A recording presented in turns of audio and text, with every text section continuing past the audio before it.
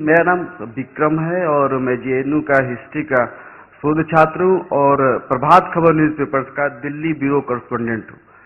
Sir, मेरा सवाल इसी से संबंधित है। दो सवाल है।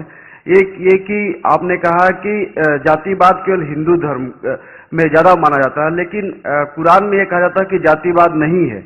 लेकिन अब देखेंगे इस्लाम में तो सैयद है, पठान है, इनको काफी ऊंचा दर्जा दिया जाता है, जबकि जो निम्न जाति के लोग हैं, जो दलित मुसलमान हैं, उनके साथ भेदभाव ज्यादातर किया जाता है। दूसरा कि ट्रिपल तलाक के बारे में बताइए। मेरा ऐसा मानना है कि इस्लाम धर्म को बदनाम करने के लिए कुछ हिंदू संगठनों ने ट्रिपल तलाक को बहुप्रचारित किया और बदनाम कर दिया।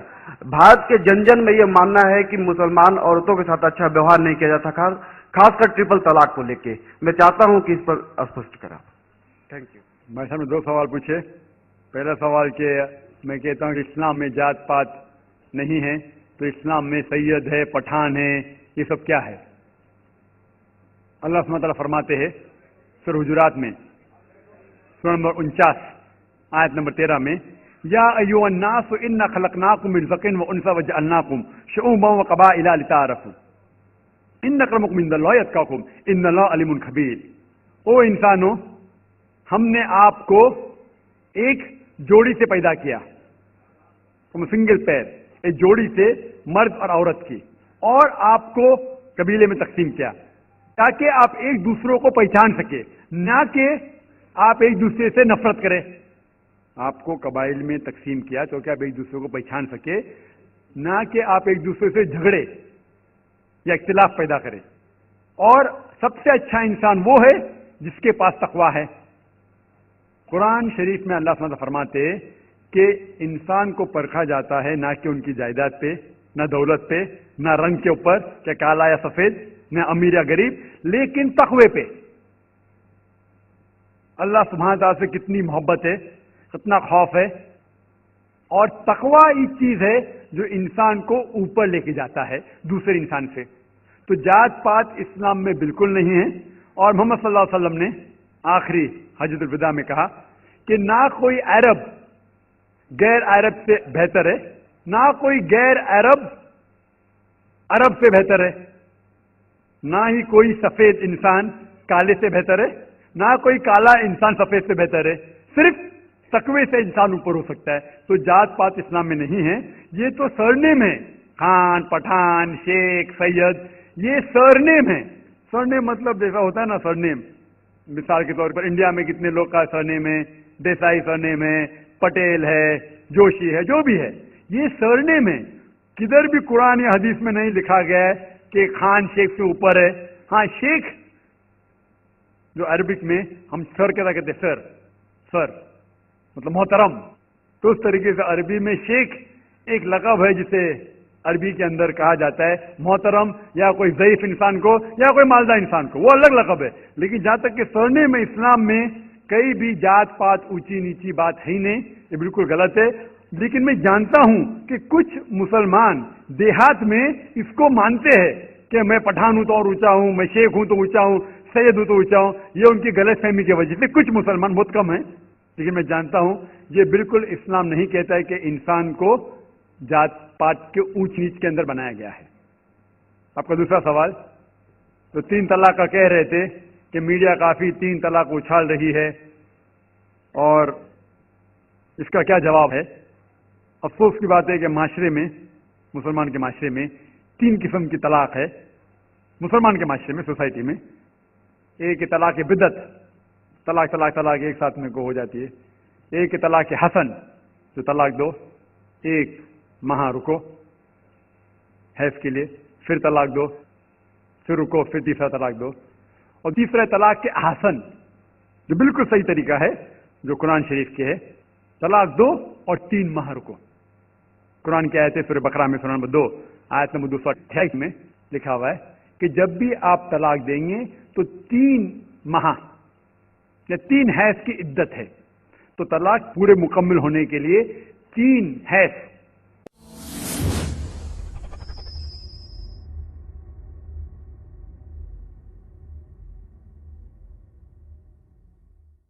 या 3 माह, 3 मेंस्ट्रुअल साइकिल और 3 मंथली कोर्सेज मस्ट है, कंपलसरी है।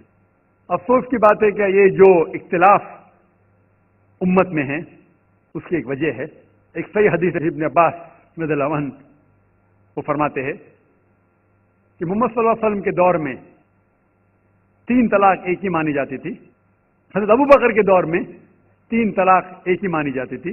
हजरत उमर के पहले 2 साल के दौर में 3 तलाक एक ही मानी जाती थी, लेकिन उसके बाद हजरत उमर रज़ियल्लाहु अन्हु उस सिचुएशन को देख के वो कहते अगर कोई शख्स 3 दे दिया तो 3 हो जाती है। इस हदीस के वजह से जो इख्तिलाफ उम्मत में है और कई उलमा में इख्तिलाफ है, लेकिन उलमा में इख्तिलाफ है रहेगा, एक मंच पे आएंगे कि अल्लाह आलम।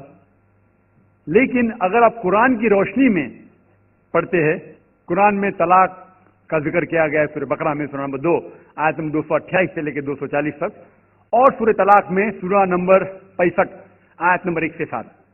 जो कुरान मजीद में तलाक का जिक्र है उसके अंदर यह है कि कभी कोई डिफरेंस ऑफ ओपिनियन, कोई झगड़ा हो जाता है शोहर और बीवी में, तो पहला शोहर बीवी बैठ के बात करे। ऐसा नहीं कि बीवी ने नमक ज्यादा डाल दिया और तलाक तलाक तलाक कह दिया और तलाक हो गया। अगर बीवी में नमक ज्यादा डाला, बोले आपको नमक कम चाहिए, मामला सुलझ जाएगा। बैठ के बात करो, फिर भी बात न बने तो अल्लाह ताला फरमाता है सूरह निसा में सूरह नंबर 4 आयत नंबर 35 में कि आपके दरमियान एक हकम रखो, एक आर्बिटर बीवी की तरफ से, एक आर्बिटर शोहर की तरफ से। मतलब आर्बिटर, हकम कहते हैं आर्बिटर को, हकम रखो बीवी की तरफ से और शोहर की तरफ से, और मामला को सुलझा लो। फिर भी अगर बात नहीं माने तो आप फिर तलाक दे सकते हैं। तो तलाक देते हैं तो कई उसके क्राइटेरियाज है कि हैज के वक्त तलाक मत दो, जब आप गुस्से में तलाक मत दो, शराब की हालत में तलाक मत दो। उसके बाद जब तलाक दिया जाता है तो 3 माह रुकना चाहिए। तलाक के आसन है जो बिल्कुल सही तरीका है।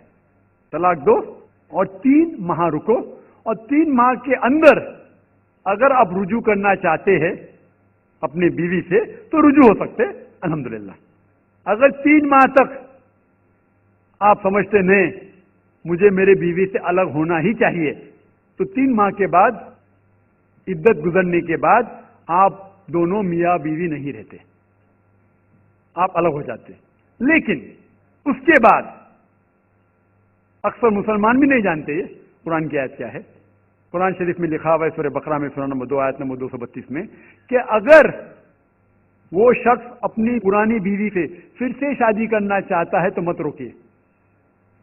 तो अगर तलाक हो चुका है सही तरीके से, तलाक के आसन के तरीके से, और 3 माह हो गए, इद्दत गुजर गई, 6 महीने बाद अगर लगा भाई जो मैंने क्या गलत किया, मैं फिर से शादी करना चाहता है, तो वो आदमी अपनी पुरानी बीवी से फिर से निकाह कर सकता है, लेकिन नया निकाह नया महर। नया निकाह नया महर जो कई मुसलमान नहीं जानते। अफसोस की बात है कि हम मुसलमान कुरान को तर्जुमे के साथ पढ़े ही नहीं, सही हदीस को तर्जुमे के साथ पढ़े ही नहीं। अगर हम कुरान शरीफ को सही तरीके से पढ़ेंगे और सही हदीस पे अमल करेंगे तो ये जो गलत फहमियां हैं दूर होंगी। और फिर से अगर शादी हुई, फिर से आप साथ में रह सकते, फिर से प्रॉब्लम हुआ तो फिर तलाक दो, फिर 3 माह रुको, फिर से अलग हो जाओ, फिर से आप चाहते फिर से शादी कर सकते। 3 बार जायज है, तीसरी बार आखिरी बार है, उसके बाद आप फिर से शादी नहीं कर सकते जब तक वो दूसरी किसी से शादी नहीं करे।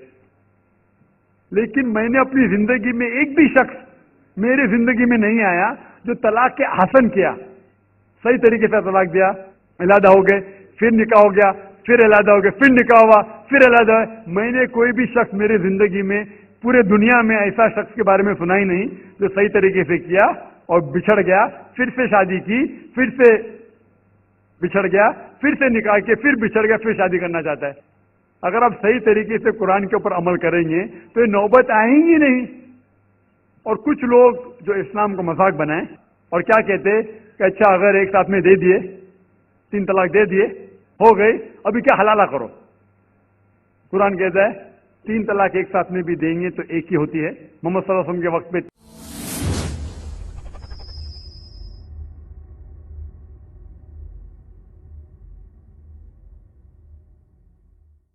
3 بھی ایک ساتھ میں دینا ایک ہی ہوتا تھا. حضرت ابو بکر کے ٹائم میں بھی 3 طلاق ایک ہی ہوتا تھا. حضرت عمر کے دور میں لوگ جو کہتے 3 طلاق 3 ہوتی ہے، کئی علماء کہتے ہیں کہ ان نے یہ اپنے فتوے پہ رجوع کیے اور انہیں افسوس تھا کہ یہ فتویٰ انہیں دیے، اور کئی لوگ کہتے نہیں ان کا فتویٰ صحیح تھا. اس میں امت کا اختلاف ہے. لیکن اگر قرآن کی روشنی میں دیکھیں گے تو 3 طلاق ایک ساتھ میں بھی دیں گے تو ایک ہی ہوتی ہے. حضرت عمر کے دور میں رضی اللہ عنہ انہوں نے کہا تھا کہ ہم اسے کہہ نہیں سکتے کیا وہ غلط ہے، لیکن علماء یہ کہتے ہیں، مثال کے طور پر ابن تیمیہ، شیخ ابن تیمیہ، وہ کہتے ہیں کہ یہ حضرت عمر میں اللہ بھی پلیز رضی اللہ عنہ، وہ محمد صلی اللہ علیہ وسلم نے جو کہا اس کے اوپر نہیں ہے، اسی لیے ہمیں بات ماننا چاہیے قرآن اور اللہ کے رسول کی. اس کے اندر حضرت عمر میں اللہ بھی پلیز رضی اللہ عنہ انہوں نے رجوع کیا. اسی لیے وہ کہتے کہ 3 طلاق بھی ہوئیں گی تو ایک ہی ہوتی ہے، 3 نہیں ہوتی. اس میں امت کا اختلاف اس لیے ہے کہ ہم نے قرآن پڑھے ہی نہیں. ہم اگر قرآن پڑھیں گے صحیح طریقے سے اور جانے، کئی لوگ یہ سمجھتے ہیں کہ طلاق کے لیے 3 بار بولنا ضروری ہے، اگر 3 بار نہیں کہیں گے طلاق ہوتی ہی نہیں. وہ ان کی نادانی ہے، وہ ان کی جہالت ہے. تو ہمیں کیا کرنا چاہیے؟ یہ میڈیا اچھال رہی ہے، ہم مسلمانوں کو یہ طلاق کا طریقہ جو صحیح طریقہ ہے طلاق کے احسن، اس کو عام کرنا چاہیے اور یہ کہنا چاہیے کس بنیاد پہ طلاق دی جا سکتی ہے، کب دی جا سکتی ہے، کیسے موقع پہ دی جا سکتی ہے، دینا چاہیے کہ نہیں. تو یہ سب اگر ہم مسلمان عام کریں گے تو انشاءاللہ یہ اختلاف جو امت میں ہے وہ نہیں رہیں گا. اور میڈیا اسے اچھال رہی ہے.